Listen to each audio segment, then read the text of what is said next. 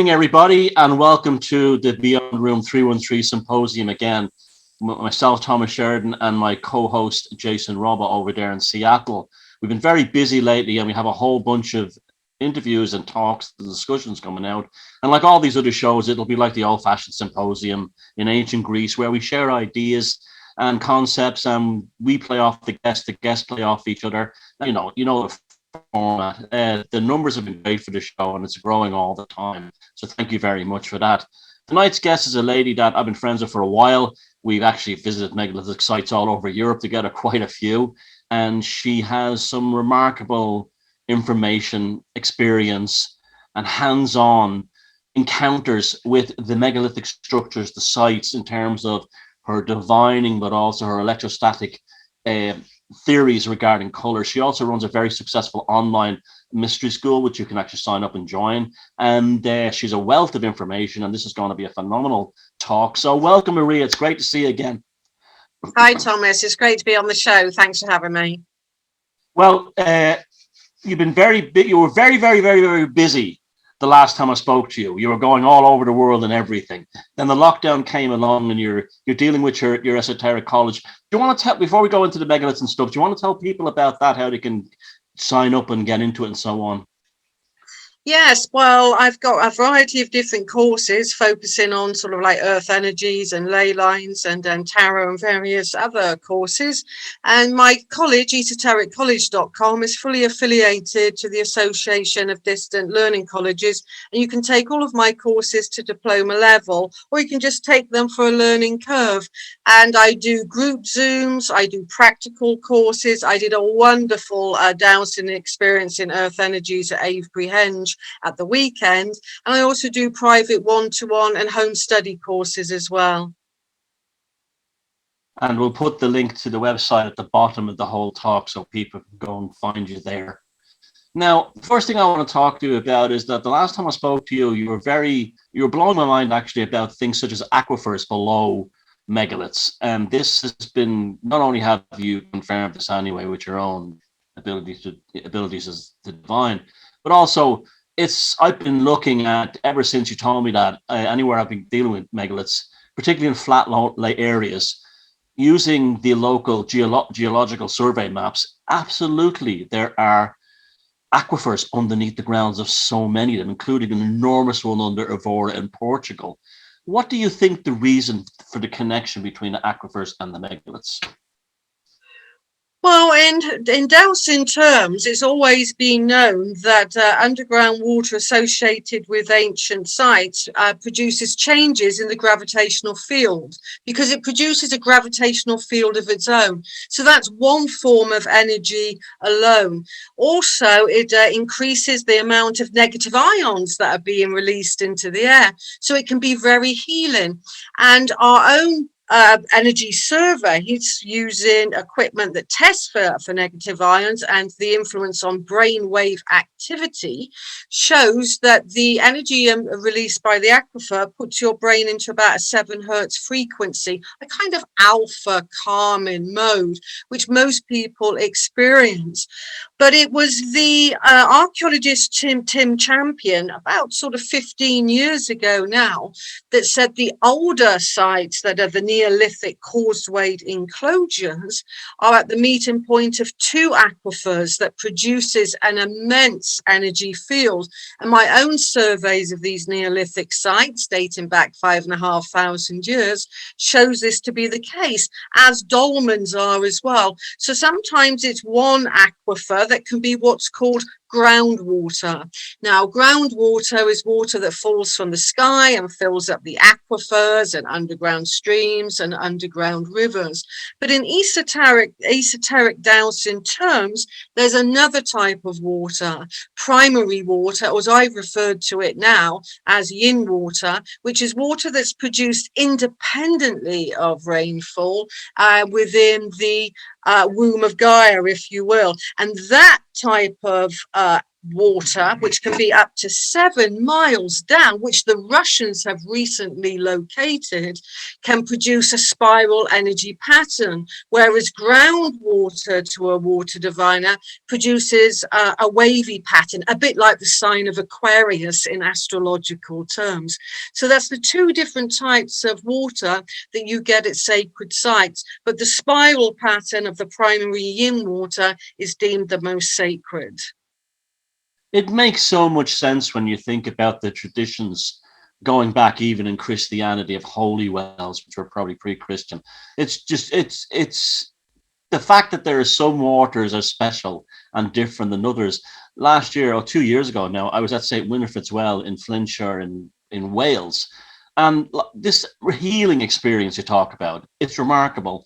And the negative ion thing makes a lot of sense because it's so similar to the effect you get at the sea, at being on the seafront when the sun is setting. That same kind of sense of relaxation. And it's amazing that it's taken this long for, like, well, not you, but the rest of us to see this link between them. Now, dolmens, right? A lot of people who are casual observers of megaliths or don't know a lot about them think that dolmens only exist really mostly in Ireland, but they're absolutely everywhere. They're all over the world. The proliferation is remarkable in Asia and everywhere. I still find them as an astounding mystery. Could you tell us about dolmens a little bit, how you feel about them and so on? Yes, I mean, the dolmen capital of the world is actually South Korea. I mean, where you have an immense amount of dolmens, but they are a Neolithic monument going back 5,500 years, and they tend to have supporting stones that have a huge capstone on the top. I spent the summer solstice in Anglesey this year, and I went to one of the dolmens there, which has the heaviest dolmen in that part of Wales, 25 tons, although I know one in Ireland, Thomas, is much heavier than that. That's for sure. But what I noticed on the inside of this dolmen, which I thought was quite extraordinary, was just to kind of give a visual for people listening, the dolmen has supporting stones like this with one on top, and it can have an array of supporting stones. And sometimes the capstone is slanted like that, producing an interior enclosure. Now, some archaeologists inform us that a dolmen is really the remnants of a long barrow and everything has eroded away. I think a dolmen is a monument in its own right and in its own power, rather than being the remnants of a long barrow proper. And in this particular barrow on Anglesey, there was the supporting stones, but there was an unusual megalithic feature on the inside. And it was a long stone that was about 5 feet 9 inches long. And it had a grooved out area where you could place your head and lie down right beneath the capstone. So I think that was a long lost feature of the stone. And I've noticed alongside other researchers, such as Gary Evans, in a dolmen near my hometown called the Devil's Den, dolmen at Clapford, for instance, that when you put your head upright in the dolmen, again, there's this carved out area that you can literally put your head in the dolmen and a lot of people do sound toning.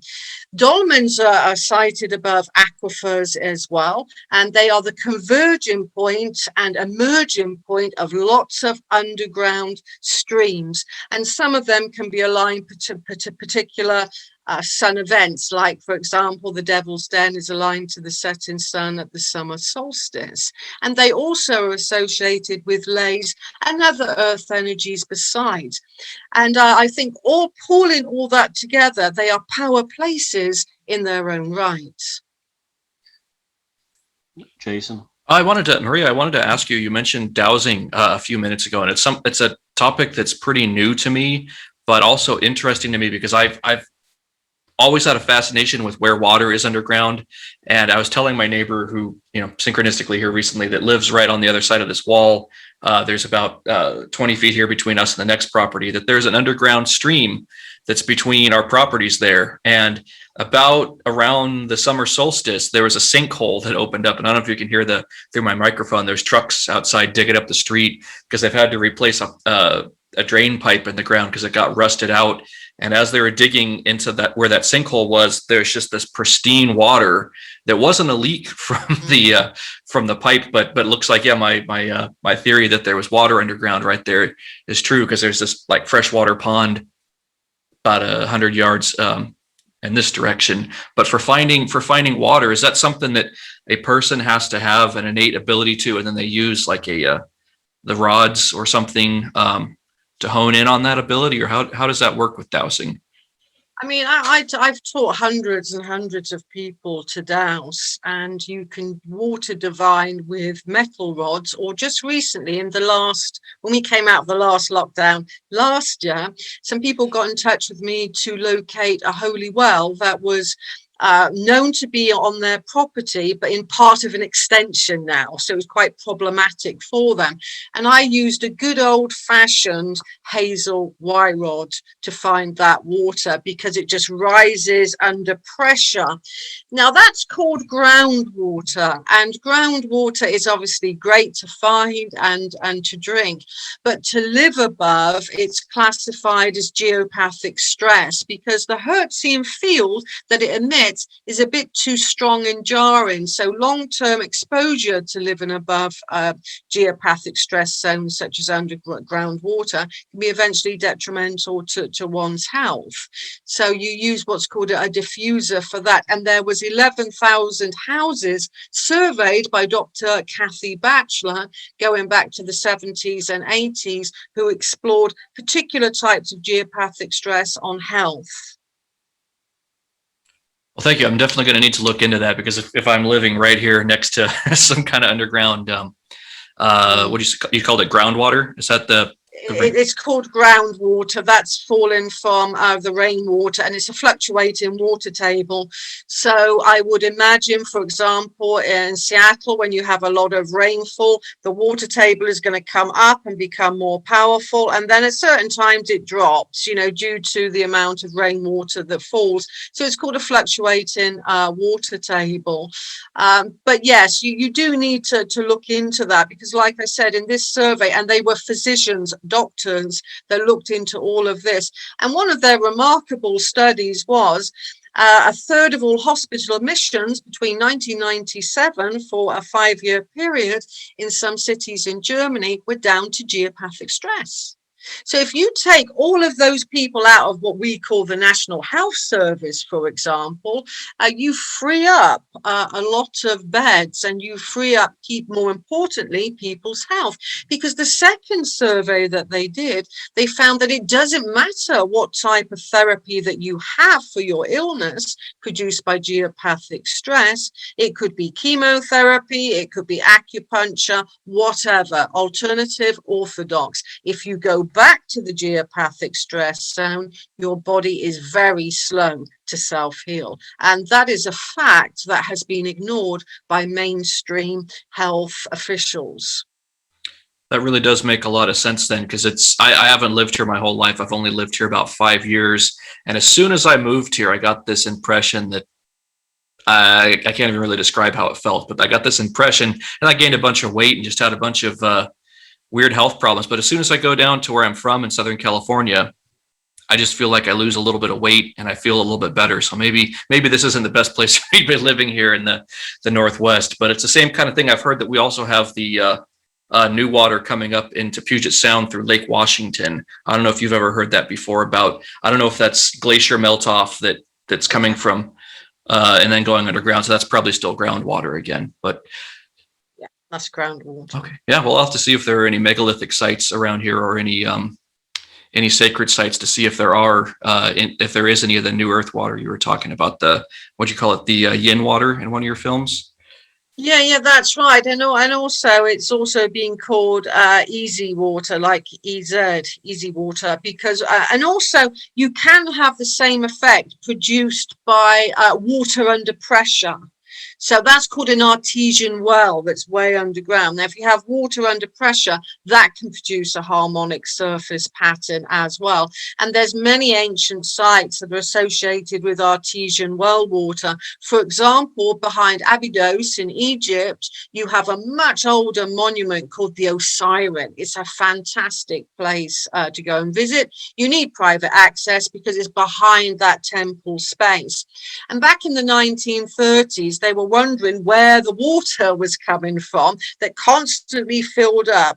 I mean, if you imagine that you've got an enclosure with a temple and surrounded by like a canal of a rectangular shape that fills up with water. And so they were putting some sticks down and it was bouncing back. So high was the pressure of that artesian well. That can be quite beneficial to one's health.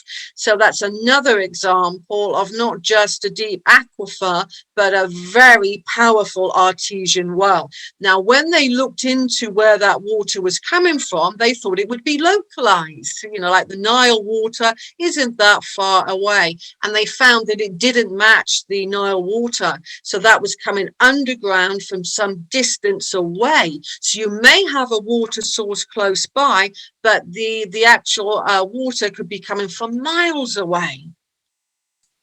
Yeah, that's real interesting because we do have those aquifers here. There is a couple bars in Olympia that they all still have the old piping that they put in sometime in, I want to say, the 1920s, and all those restaurants are fed their water system. So you go in there and you can ask for a glass of water, and it's the artesian water out of the ground. And there's a legend in Olympia that they say once you drink that water, you'll forever have to come back again after drinking it. But I think that's I don't know if that's urban legend or actually something connected to anything. Well, again, it sounds like it's kind of like a healing myth because, well, when we go to places like, Stonehenge, and you look to how the myths are associated with water and stones from the very earliest time of the 12th century with Geoffrey of Monmouth writing the history of the kings of Britain, for example. He says that if they go to Stonehenge, people, and they scrape the sarsen, that's the much taller stones and not the blue stones of Stonehenge, and put water on it, it's a cure-all. And so water and stone has become quite ingrained, and there's quite a few stories associated with that makes something very, very healing. And then by the time of the 1600s, you've got other antiquarians like John Aubrey and later William Stukeley, all of whom said about Stonehenge, add water to the stone and you have a cure-all. Fascinating. Thank you. The sacredness of water has been kind of forgotten in many ways. You look at how many structures beyond megaliths, outside the Bronze Age and the Neolithic. You look at that Santa Cristina well in Sardinia. There's the work that went into that. You look at those multi-level inverted pyramidic wells in India that go deep into the ground. Not only are they structurally remarkable, but they're beautifully ornate, showing a sense of sacredness that we've lost with water. And it's because of utilities and things like this. We've forgotten just about our ancestors' relationship with water was much more powerful and spiritual. We've just lost that because of our modern way of living and so on. But it seems to be a thing that has grown through the history of humans, is this sacredness of water, and then suddenly it vanished. And up until quite recently, because a lot of these wells are in the Middle Ages and so on. So it was a recent thing. Now, I want to just quickly return to the dolmens. I agree with you completely that they're older, and I'll tell you why. A lot of them, okay, the theory that some of them, they were originally a mound, and they were like a court cairn, there was a mound on them. Well, many of them you cannot find any at all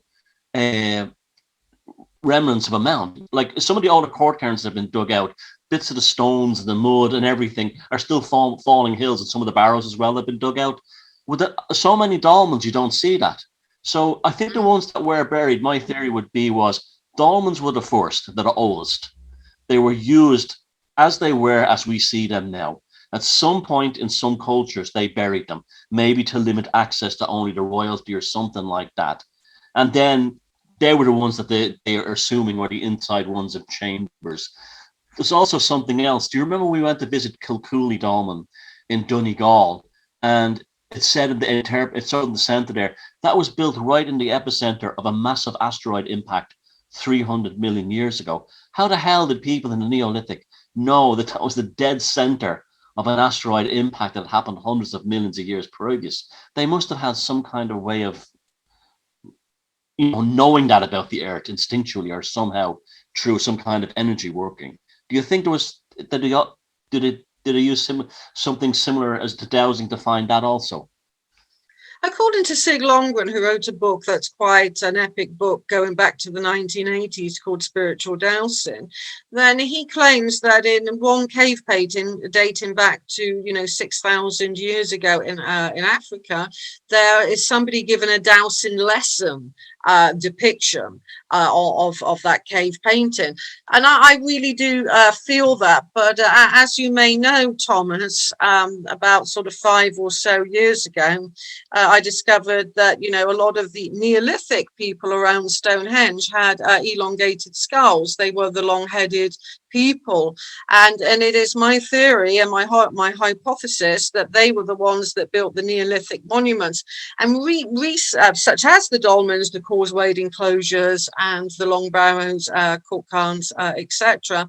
And just recently coming out of Oxford, Professor Ian Barnes, for example, has said that the Bronze Age beaker culture that came to Stonehenge around 2500 BC, after Stonehenge had been built, they claimed that they had no or hardly any ancestry with the ancient British population. In fact, what Oxford has recently discovered is that there was, when the beaker culture came here, and they were much, much taller than the very small Neolithic people of the Stonehenge area. The women were about 4'9", like Nefertiti of Egyptian fame, and the males were no more than 5'7". And the Bell Beaker culture were much taller, some 6'7", some 6'9", and some even around 7 feet tall that have been located in the Stonehenge environs.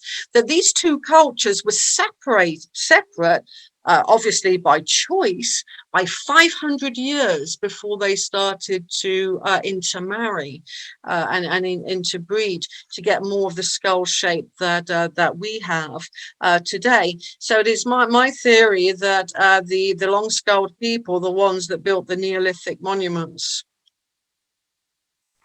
they were the Proto-Europeans or some other race. Where did the long skull people come from? Well, when it comes to looking across Europe, it does seem that there are separate races of people, and there are, the round-skulled people prevail across Europe, and so did the long-skulled. You find them in France, you find them in Denmark, you find them in Ireland and in Wales and across the British Isles. But the thing about Stonehenge that makes it very unique is the largest burial grounds in Northwest Europe, and that's a fact, whether it's the Bronze Age or whether it's the Neolithic. And in the Neolithic period, you had numerous so-called long barrows, which weren't just used for burial rites. I think they had a phase 1 and a phase 2, and certainly all of the acoustic experiments coming out of Reading University say that they have acoustic properties that were known, and you wouldn't be using that just to put dead bodies in. You'd be using that for different things. So I think their monuments that they have left us have a variety of different purposes, as did the dolmens. Oh, absolutely, I agree. If you look at Nouth in Ireland, it's a Neolithic art gallery. Why build that? Go to all the trouble to put all that beautiful artwork inside and then bury it. Also, West Kennet Long Barrow, there's nothing that's designed. You can just instantly tell that that's designed to be engaged with. It's like a cathedral. You're supposed to be there. It's not a place that some kings were buried in and sealed up. These are very antiquated things that have done a lot of damage, I think, from academia into the research of megaliths in general. But I've come to the conclusion, I'd say, like, probably none of them, or maybe very few of them, were actually burial places. I think that may have happened later with later cultures. But I don't think initially, I think initially there was the whole thing of entering into the womb of the mother again. It was like the symbolic rebirth. There's something. Do you feel there's something to that? Well, that was Maria Gimbutas, the amazing Lithuanian archaeologist that first came out with the womb theory, and she looked at different monuments and looked at the shapes and said they represented the goddess in the landscape. I mean, she was way ahead of her time in the sort of 1970s, putting those type of theories forward. And I've always said myself, you have phase 1 and phase 2 and phase 3 of a monumental building program, whether that's Stonehenge phase 1, phase 2, or phase 3, or whether it's a long barrow. And like I said earlier, the results coming out of Reading University make very interesting reading for us megalithomania types, Thomas, because they're showing that the relationship of one long barrow to another is quite intriguing. So they went to Scotland and they looked at Campster Long. That's just the name of like a long barrow, which was situated 100 meters from Campster Round, which is more like Cairn-like. So they were associated and called twinned barrows, and you get that with West Kennet Long Barrow. Its twin is East Kennet Long Barrow, which is almost identical. What they discovered was if they started to sound tone or play drums within Campster Long, you could hear it about 5 meters away from the long barrow and then silence. You couldn't hear it. You couldn't hear anything. And they did these types of tests all around the long barrow. But intriguingly, there was the second part of the team in Campster Round Barrow, 100 meters away. And what they experienced was the sound toning or the drumming was coming up from the floor, engulfing their bodies. And it sounded like rumbles of thunder going on, like some kind of storm. So I think these type of acoustic qualities were being utilized by the ancestors. More importantly, though, they were designed for that. And like I said earlier, that implies designed for the living and certainly not the dead. At the sound and acoustic qualities, I have a friend here, he's actually from Lancashire, and he was stationed down in Stonehenge in the 60s when he was in the army. And this is before Stonehenge really took off as a major tourist site. Basically, anyone could walk up to it. And there's, like, as you know, so there's loads of army bases around Stonehenge. And they used to walk up on their time off. He told me that back in the 60s, him and his buddies in the army used to stand at the stones and play with the sounds. Sometimes just switch your back to a certain stone, you could whisper, and the one on the other side could hear you, clear as anything. And a normal whisper. Another time you could go to another position and shout, and the other one on the other side would go, what? They figured out there was all kinds of acoustic chambers between those stones. And these were just ordinary, army lads who had just done this by themselves. And yet academia doesn't even bother with this, and these guys had figured that out. There's also Grinonna Aillock here in Ireland that we've been to on the top of the mountain in Donegal, the big circular one. That Jack Roberts, who's a megalithic researcher here, a friend of mine, has demonstrated that you can stand anywhere on the ledges of those things and talk like this voice, even on the windiest day, and someone on the other side can hear you as if you're amplified. So that proves it was some kind of council meeting chamber and not a fort. And this, again, the acoustic things, you'll be very interested in this, Jason. The acoustic things, Jason's a musician and composer, has not been properly done, I don't think, with the megaliths. I think there's a huge amount, I know some people have, but I think that the iceberg has only been seen. There's a huge amount still to be learned about that. Also reminds me too, you were talking about the acoustics real quick with the rocks and talking to each other. There's a train station in New York that you can do that too, right? It's not Grand Central and it's not Penn, might be one of those, but you can stand at one end of a hallway and whisper into the wall, and someone at the other end of the station can hear your whisper coming down through that stone or concrete work at the other end of the station. And they've got a weird thing, I think, on the ceiling of it. They've got a star map, but it's an inverted star map, as if you're looking down through the constellations. Grand Central, yes, Grand Central. Yeah, that shows that stone, no matter how strong, still has a reverberation quality off its surface. and it's, you know, in the right placement and the right, especially in an age before what's the word, sonic pollution, where the world is much quieter. Our ancestors would have had an incredible ability to play with these sound things. Tell us more about the elongated skulls, because that's something I'm trying to. You said they're found everywhere in Europe, but there were a separate race of people, and somehow there was an interbreeding thing. What period do you think the actual breeding happened between the two that gave us what we have today? Well, according to Oxford, that would have been in what's called the Mid-Bronze Age, which is about 1500 BC, would be when you get who we are today. They've looked at, you know, quite a significant amount of Neolithic and Bronze Age burials to extract DNA from. So I think that's quite conclusive. And what I noticed in my own research, looking into these different races, the three, is that you only got an antiquarian noticed this as well. You only got long skulls in long barrows in the Stonehenge environs. It's a different story elsewhere. And you only got round skulled people in round barrows. And the kind of middle one in between, if you will, the middle-sized skull, they didn't go into either. And my recent research has found that they went into what's called flat graves with a very large sarsen stone. That's the same stone as Avebury and the large megaliths at Stonehenge went on the top of that. And I've also tracked down a very young child with an elongated skull, because I think they are natural.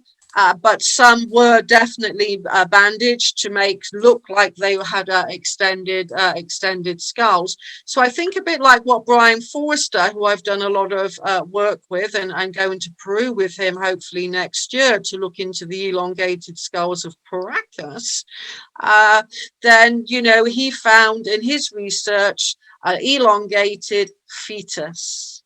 So inside of a mother's womb that was mummified.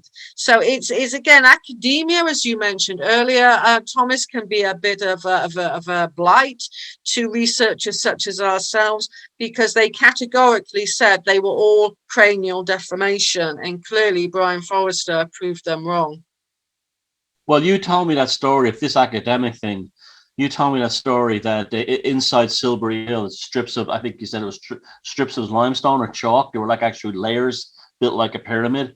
And you saw one of the guys from Time Team was talking about this. And when they put the camera on him for Time Team, he immediately said, "Oh, it's just rubble." You know, it's just incredible. You know, there was one thing off camera and one thing on camera. Yeah, definitely. That was the case, and he told that sadly to the British nation.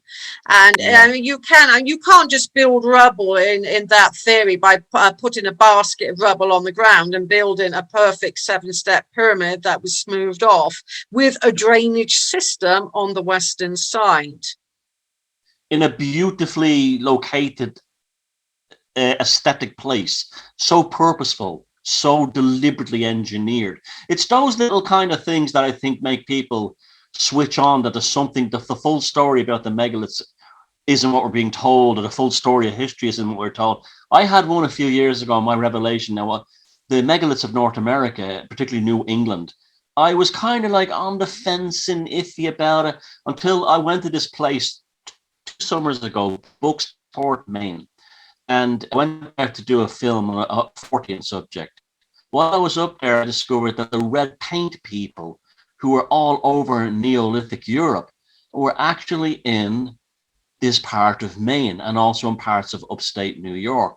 And that was just knowing that had been discovered, yet kept very quiet, that these European traditional people that have the red paint people were actually in North America, then made me realize there actually is something to these New England and upstate New York megaliths, to the point now where I'm absolutely convinced they're part of the same megalithic culture that we have. Yes, I mean, at Christchurch, for example, if you draw a straight line from Stonehenge right the way down to the south coast in Dorset, they've just recently discovered, Wessex Archaeology, one of the biggest, largest ports in Neolithic England. Hey, Maria, I want to talk to you now about these electrostatic and color anomaly effects at megaliths. When I first went to the center Stonehenge, and you were there that day as well, that morning, it was very early in the morning, I was struck by the amount of colors that were bouncing off the stones. There was use of purples, reds, blues. These were not gray stones. These were alive with color. And ever since then, being an artist, I have been noticing this at megalithic sites everywhere, that these stones have some kind of ability to trap or convey that are colors from the landscape. And if you even look at Constable and Turner's early 1800s paintings of Stonehenge, the same thing. The stones have the same hue as purples and blues and reds.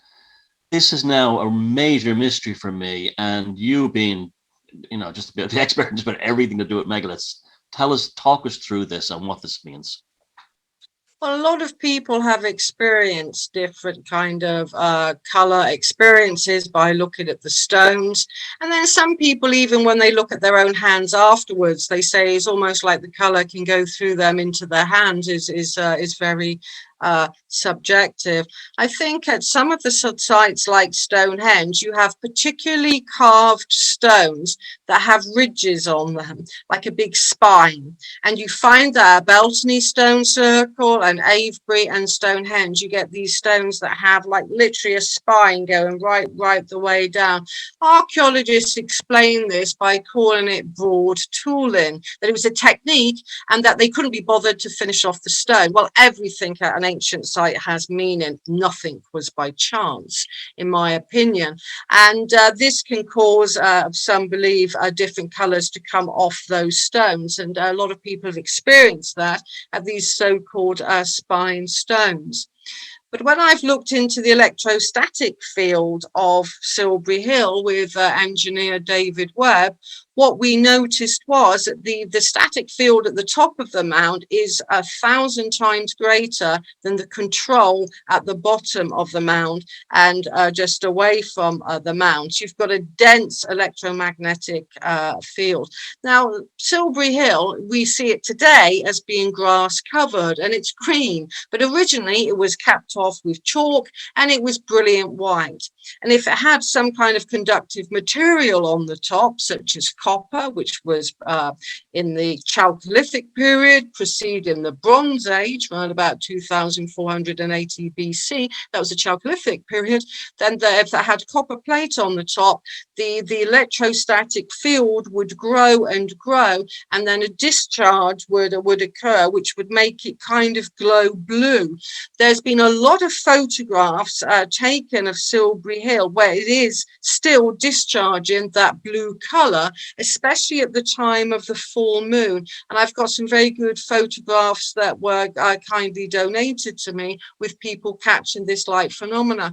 So I really think that at some of the mounds, and America has the largest mound in the world at Cahokia, and then you've got the identical one to Silbury in West Virginia, which is Grave Creek Mound in America, and numerous non-burial mounds that have these features that could be utilized by ancient man to make them light up. So I think, our experience of ancient sites, which is the ruinous, they're 5,500 years old, some of them, 4,500 years old, others, then maybe our experience wasn't what our ancestors were experienced. I also think when it comes to some of the sound emissions that we've recorded with Rodney Hale, that originally worked with Paul Devereux, he's a very famous Earth Mysteries author in his own right. And I've worked with a member of his team, Rodney Hale, and we've recorded the sound frequencies coming out of stones. They're 18 hertz, which is just a kind of infrasound. It's beyond our ability to hear, as it were.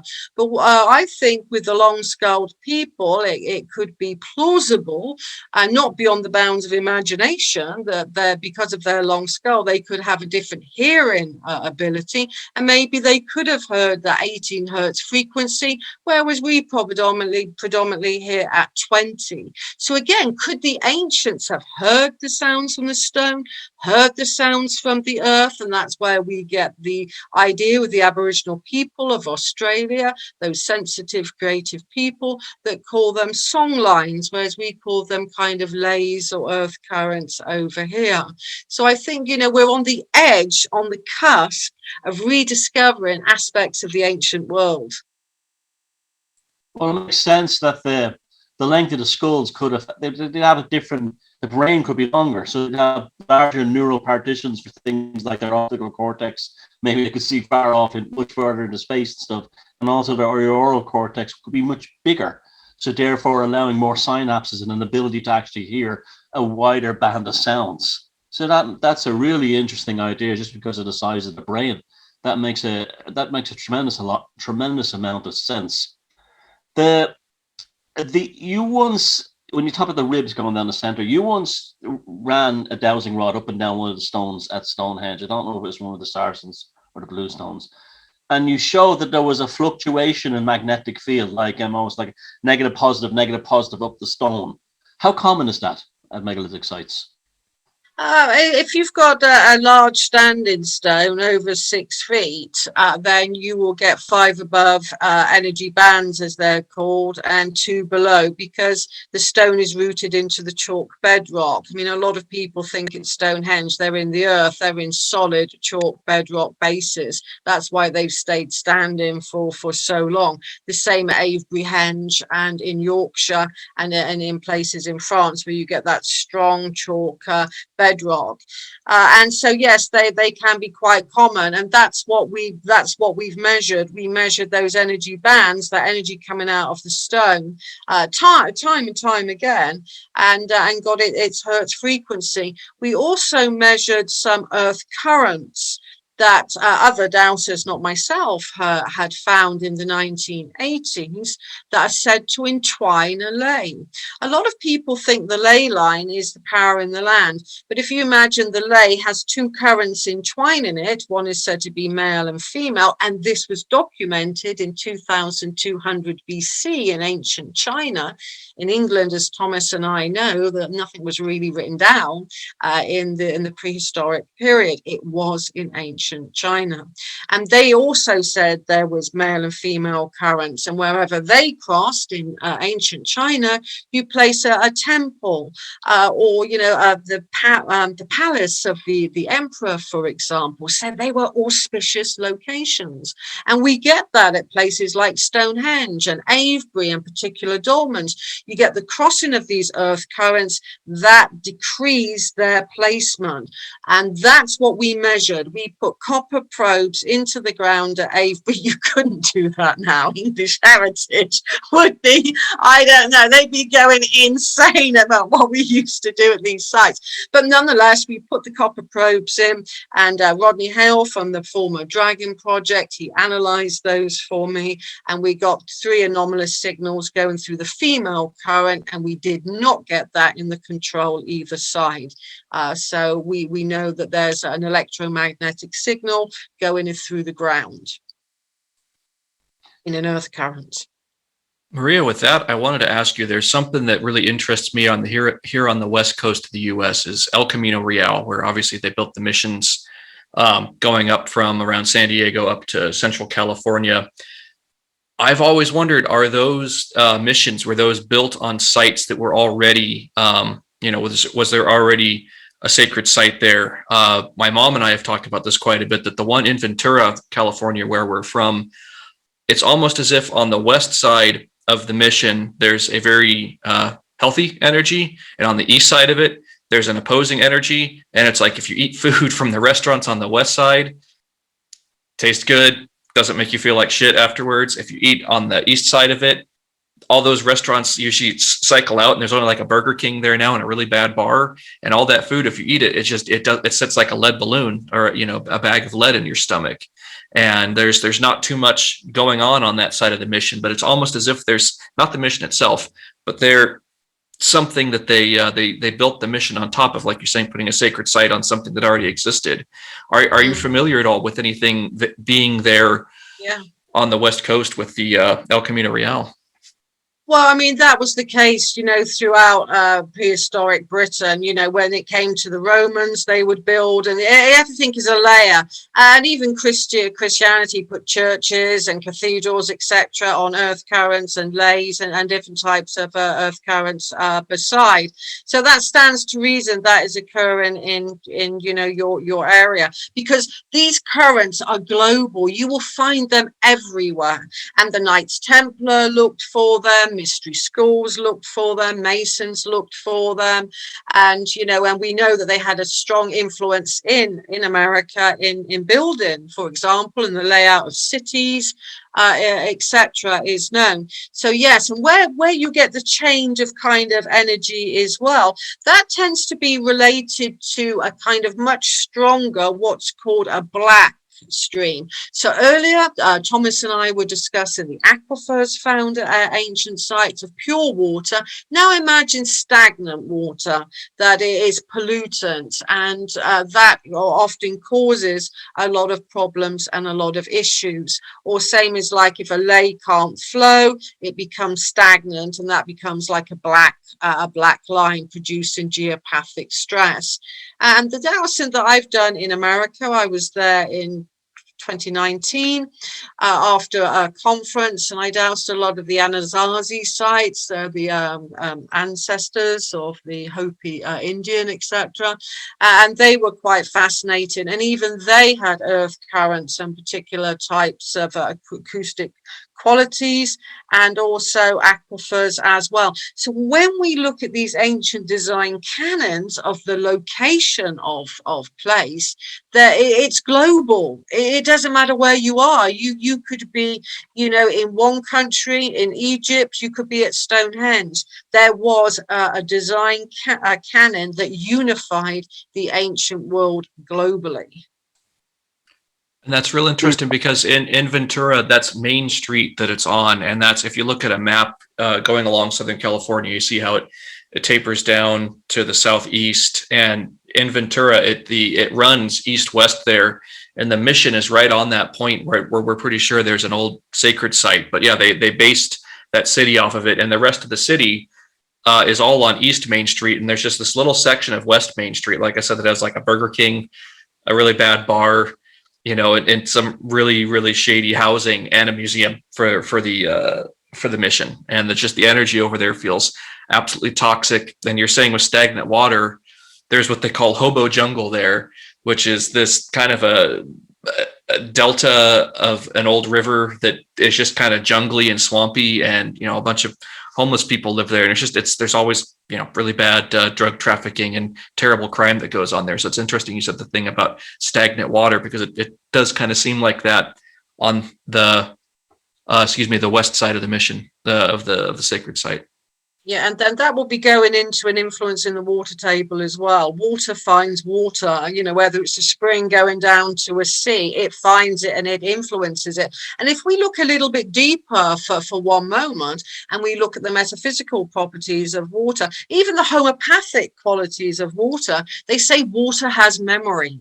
Yep, that's the premise of homeopathy. So when we start looking at an ancient site, when I take people, around the world to these sites, I say, for one moment, let's look at these places to be the Akashic record of place, because they have built up, a kind of energy field of the past. And other master dowsers beside, like Tom Lethbridge, noticed in the 70s and the 80s that wherever you get hauntings, or there has been, unfortunately, a murder or worse besides, the memory field holds on to that, and it will play out a kind of like ghostly image, or maybe on its anniversary date, or it will play out in some way where people feel that energy.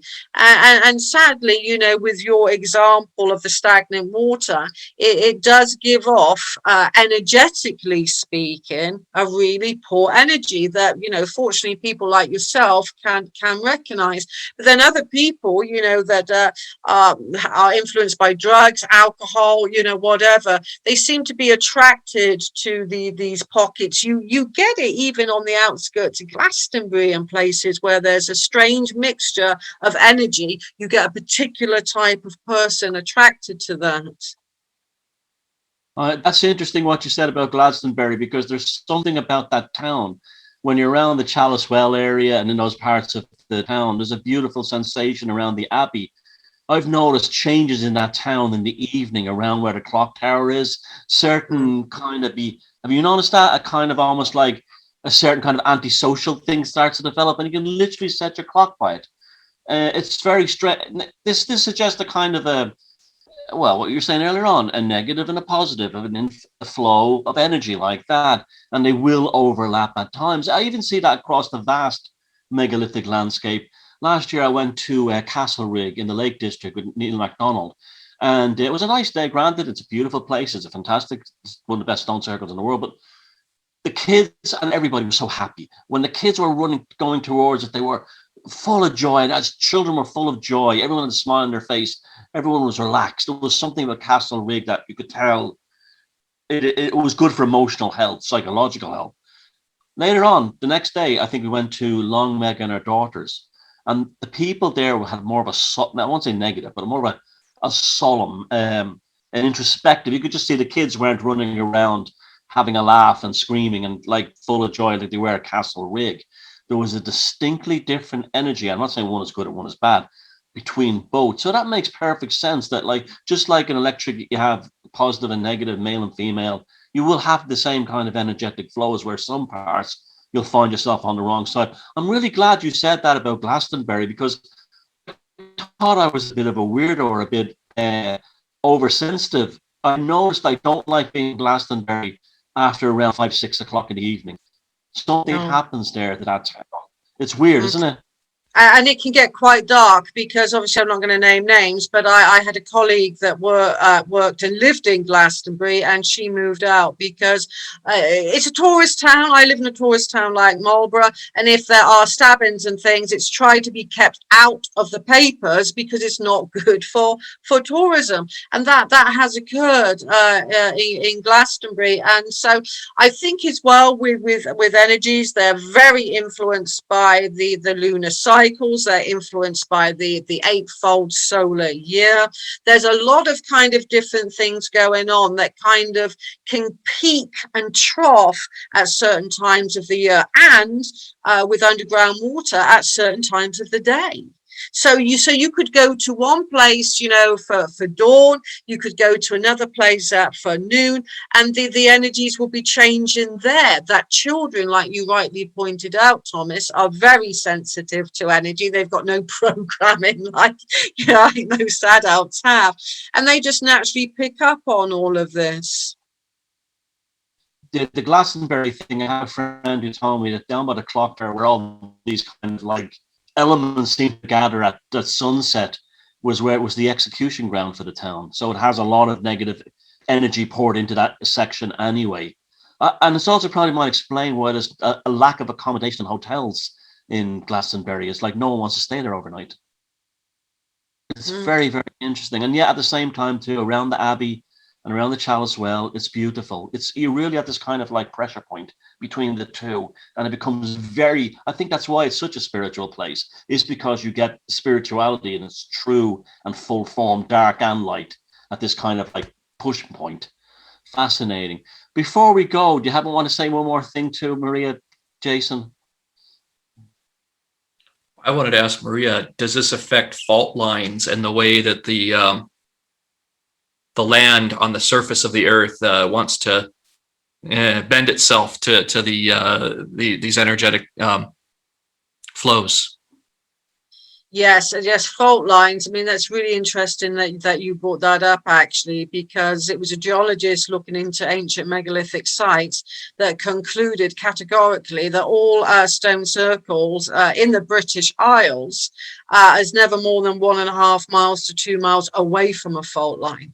You get some really interesting activity around fault lines. It's called the shear force. And that's, if you imagine like a kind of wave motion on the sea, moves energy and then it comes back doesn't it? Like a wave motion like that. Well, when a celestial object crosses the horizon line, like at moonrise, moonset, sunrise, sunset, it causes a pull on that fault line that can bathe the megalith, researchers have found, in piezoelectrical energy.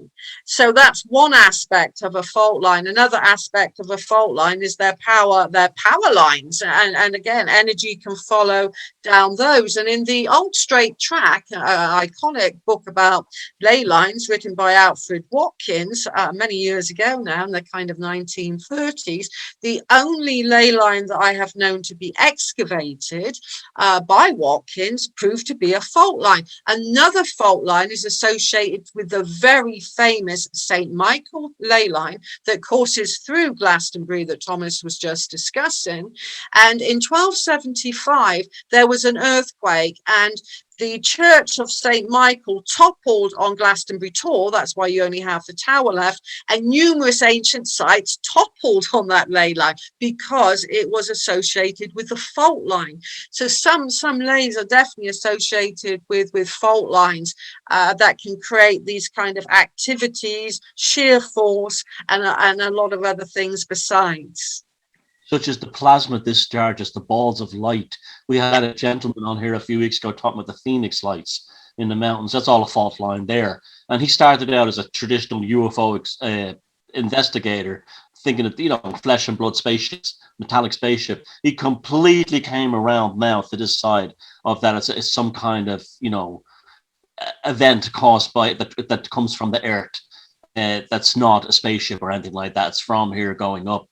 And so I think that's another aspect that's, again, needs to be dug into, is the relationship between fault lines and megaliths, because that would explain why they're so localized, big time. So, Maria, yes, thank you.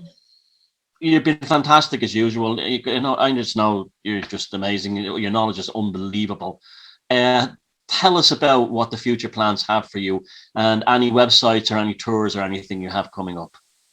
Yes, well, what I'm really excited about is I've looked into all of the kind of stolen and lost stones of Stonehenge. I'm working with an animation team in Seattle, of all places. And we're going to, for my next book, which is going to be coming out within about 6 months, about the long-skulled people and their monuments such as Stonehenge, we're going to show Stonehenge as it's never seen before, with all of the missing stones, and it's going to be raised up and with other things associated with it. Besides, I've got some tours of Egypt. I've got my own Earth Mystery tour of Egypt in September. I'll be going there in March with Patricia Arwian and Brian Forrester. I'll be going to Peru as well, and I'll be having some of my own tours around Malta and around the ancient sites of England as well. So, but I am excited about my forthcoming book. It's going to show you some ancient sites like they've never been seen before. And I just like to point out these are going to be archaeologically correct, and they're going to have good evidence to support the fact that Stonehenge is a model that was reconstructed in the 1950s that may not be correct. Okay, well, we'll definitely be looking into that. Just to say, you know, you're one of my heroes, my heroine, sorry, no offense. And when it comes to this topic, I've just been following you long before I met you.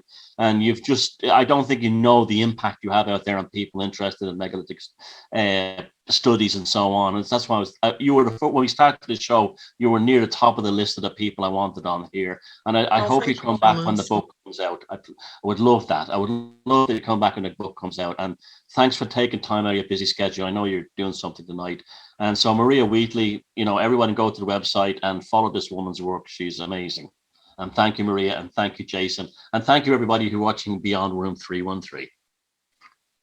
Thank you. Thank you both.